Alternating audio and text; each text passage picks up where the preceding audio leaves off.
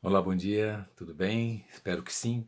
Me perdoem por não ter postado antes, mas antes tarde do que nunca, não é? Que Deus te ilumine, que Deus te abençoe e nos dê o privilégio de entendermos as suas mensagens através da sua palavra. Convido você para, antes de iniciarmos o estudo propriamente dito, vamos orar.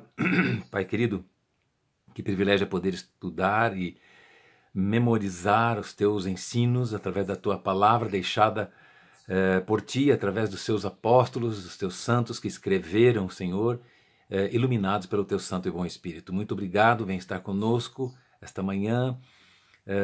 Por Jesus, nos dirija, nos capacite, nos dê, Senhor, a unção do teu Espírito para que possamos entender e o poder para praticar a tua vontade, Senhor. Louvado seja o teu nome por tuas bênçãos, em nome de Jesus. Amém. Muito bem, nós estamos estudando a lição 6 agora. O tema é: que nação há tão grande? Que nação há tão grande? Uma vez um homem perguntou para um doutor, para um médico, qual é a prova da existência de Deus? E o médico muito sabiamente falou para ele: você conhece a nação israelense? Conhece? Eles são a prova da existência de Deus. Porque você não vê nenhum hitita, nenhum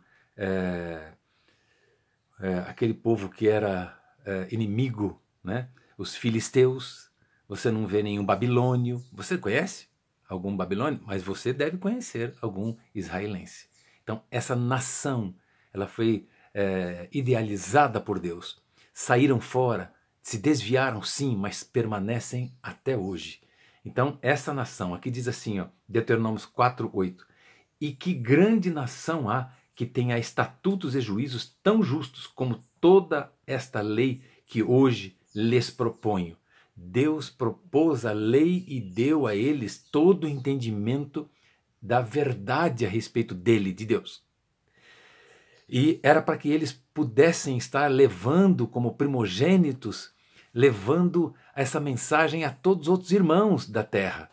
Mas, infelizmente, eles falharam no cumprimento dessa ordem de Deus.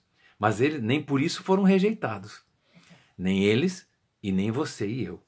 Que diz assim, os primeiros 3 capítulos de Deuteronômio são basicamente uma lição da história que relembra aos israelitas o que havia passado até aquele momento.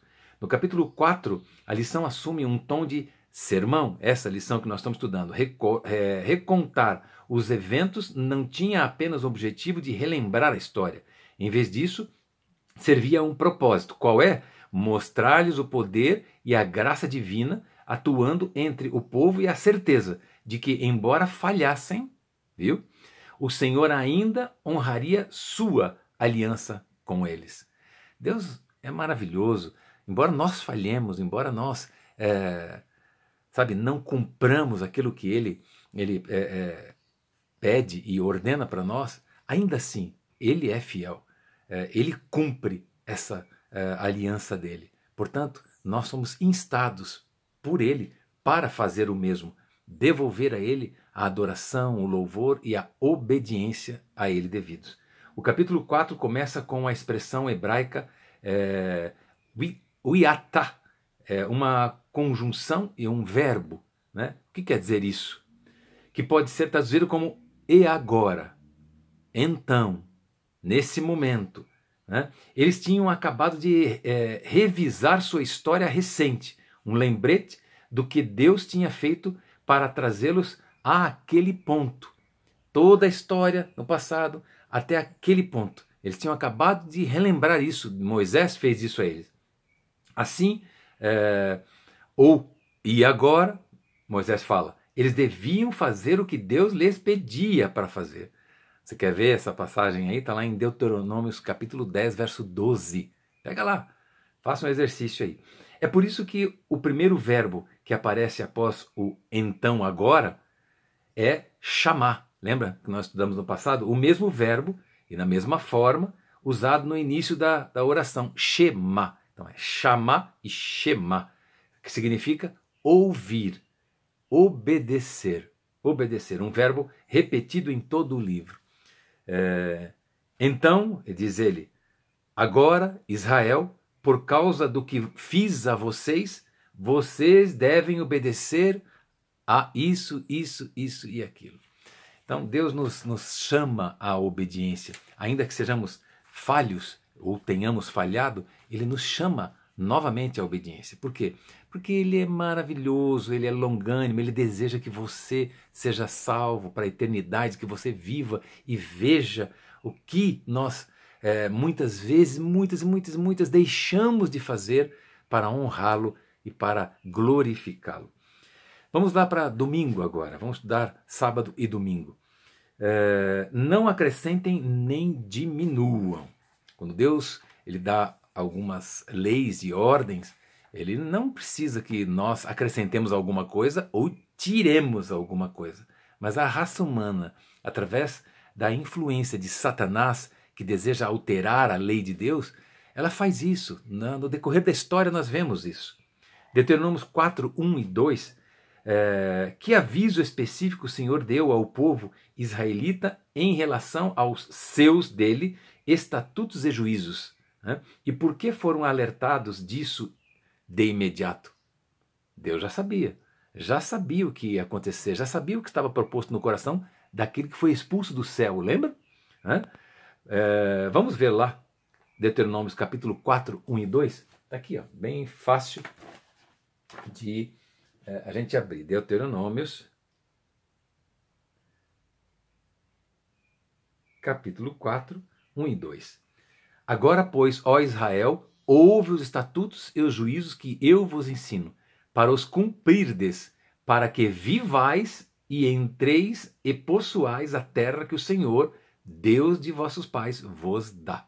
Nada acrescenteis à palavra que vos mando, nem diminuireis dela, para que guardeis os mandamentos do Senhor vosso Deus, que eu vos mando. Não é peço, é que eu vos mando. Não acrescentem e nem diminuam.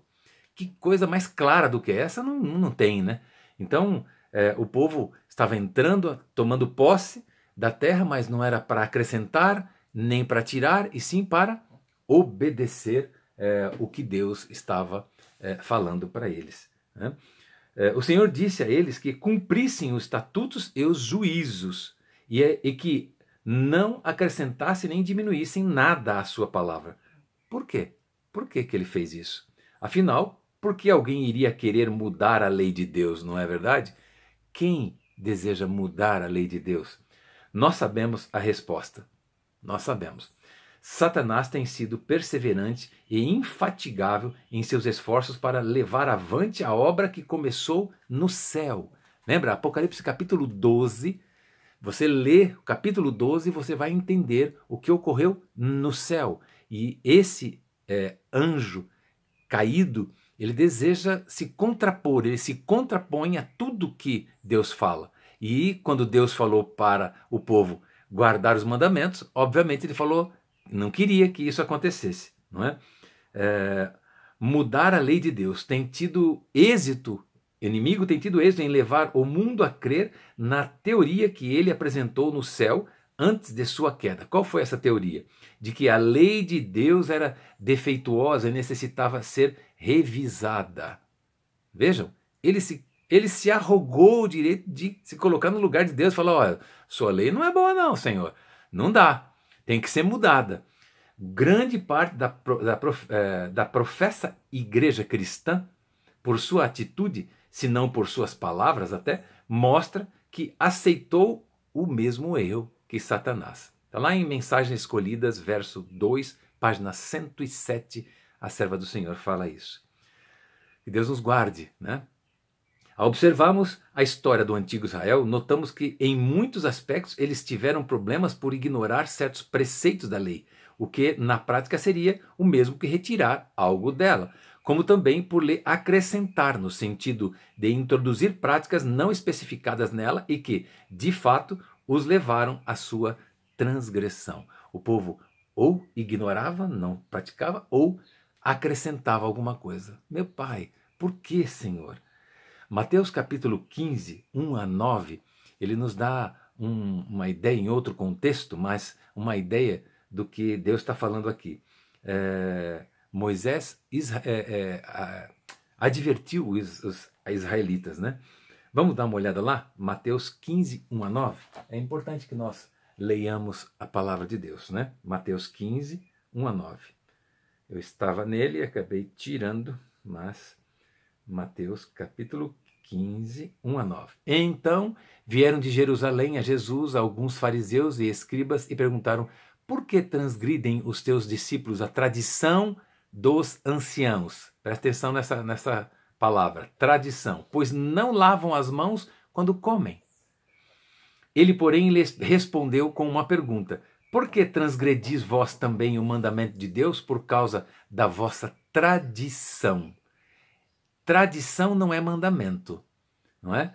Porque Deus ordenou. Jesus continuou falando para eles: honra a teu pai e a tua mãe, e quem maldisser a seu pai ou a sua mãe seja punido de morte. Naquele tempo era assim.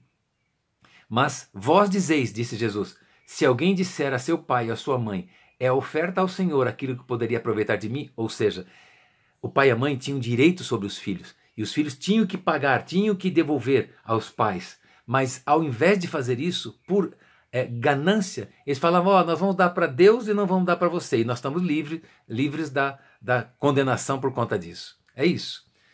Esse jamais honrará... olha, diz assim, mas vós dizeis, se alguém disser a seu pai ou a sua mãe, é oferta ao Senhor aquilo que poderia aproveitar de mim. Esse jamais honrará seu pai ou a sua mãe, disse Jesus. E assim invalidaste a palavra de Deus por causa da vossa tradição. Hipócritas, disse Jesus. Bem profetizou Isaías a vosso respeito, dizendo: este povo honra-me com os lábios, mas o seu coração está longe de mim. E em vão me adoram, ensinando doutrinas que são preceitos de homens. Tradição são doutrinas e preceitos de homens e não de Deus. Então, não vá pela tradição, vá pela palavra de Deus, vá pela lei de Deus, vá pelo que está escrito na lei de Deus. Jesus foi assim, por isso que eles o tiveram como rebelde, porque eles não, Jesus e os apóstolos ali, os discípulos, não seguiam aquelas tradições que eles ordenavam. Sabe quantas leis eles colocaram além dos 10 mandamentos? 613. 613 leis, absurdo total. Nem eles a seguiam e nem deixavam os outros seguir, que eram ensinados erroneamente. Que coisa terrível essa, não é? Vamos lá, quando os hebreus finalmente entraram na Terra Prometida, com frequência ignoraram, por exemplo, as advertências diretas sobre idolatria. Idolatria. Um santo feito de madeira, pode ser de barro, pode ser de prata, pode ser de ouro. Santo de madeira, feito pelas mãos humanas, e aí as pessoas vão se ajoelhar e adorá-los? Não é por aí que Deus falou. Eles não fazem nada, eles não ouvem, não têm olhos, não têm boca, não cheiram, não ouvem, enfim, não sentem nada. Isso é invenção do ser humano para substituir a Deus. É uma coisa horrível isso que Satanás faz com o ser humano. Como resultado, seguiram muitas práticas pagãs, algumas vezes até como parte de sua suposta adoração ao Deus verdadeiro. No entanto, na época de Jesus, haviam acrescentado todos os tipos de tradições humanas, que, como o próprio Senhor disse, invalidavam a palavra de Deus. Substituíam a palavra de Deus. Seja como for, acrescentando ou tirando, a lei foi alterada e a nação sofreu as consequências. Que terrível, não é? Uma nação que tinha tudo para ensinar corretamente. E aí se desviaram, mas ainda assim existe esperança, porque Deus é um Deus longânimo. Ele não altera a sua lei, ele é longânimo, ele substitui o pecador. E quando enviou Jesus, seu único filho, para morrer no teu lugar e no meu, ele apagou os nossos pecados. E ele fala: eu renovo a minha aliança com vocês, no mesmo patamar. Ele não baixou o patamar da lei, não. mas ele fala, eu renovo, eu vou perdoar, porque o meu filho morreu no teu lugar. Queridos, entenda isso. Peça a iluminação do Espírito Santo para que você e teus filhos, teus irmãos, tua família, teus pais, teus tios, teus avós, teus amigos, entendam, juntamente com você, essa bênção que é obedecer àquele que nos criou tão simplesmente, tão simples, não é? Que Deus te ilumine, que Deus te guarde, que Deus te dê o poder para obedecê-lo. Até amanhã, um grande abraço.